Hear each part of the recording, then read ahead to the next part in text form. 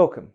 I'm Shane Balkham, Chief Investment Officer at U Asset Management, and welcome to our quarterly review video. I'll be taking you through the last 3 months, what has happened, how it's affected our portfolios, and what our outlook is going forward.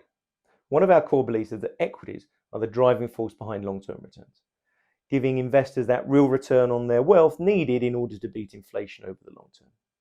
And 2023 had been a good start for equities. However, in Q3, we did see a drop in global equities in local currency terms. However, for UK investors, that translation back to sterling, which was slightly weaker over the period, saw a slight positive return.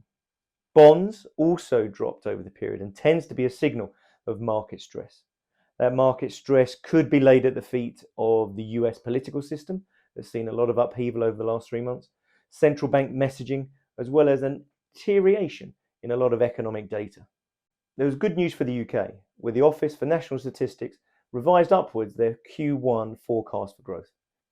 This puts the UK in a much better light, and the recovery post-COVID-19 has actually been much better than some other major European countries. Returns in 2023 remain positive, as do year-on-year numbers. However, Q3 was generally flat, against a challenging economic backdrop that saw both bonds and equities struggle to make positive returns.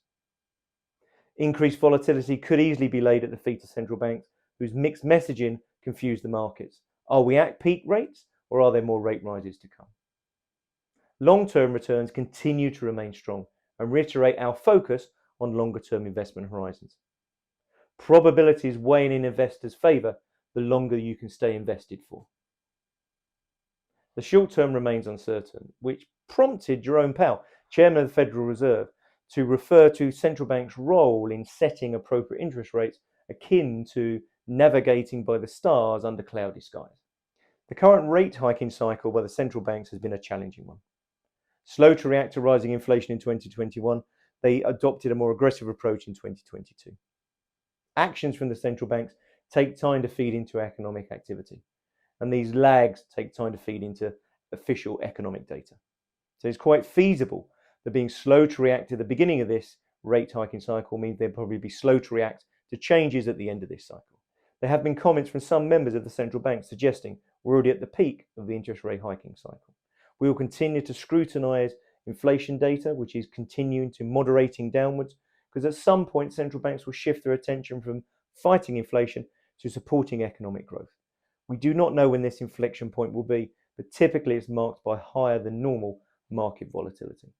This will create opportunities for those investors with long-term horizons, appropriately diversified multi-asset investing. The antidote to short-term volatility has always been to have a longer investment time horizon, and we believe staying invested during these difficult times will allow investors to weigh the probabilities into their favour. I hope you've enjoyed this, and if you have any questions, please do not hesitate to contact us. Thank you.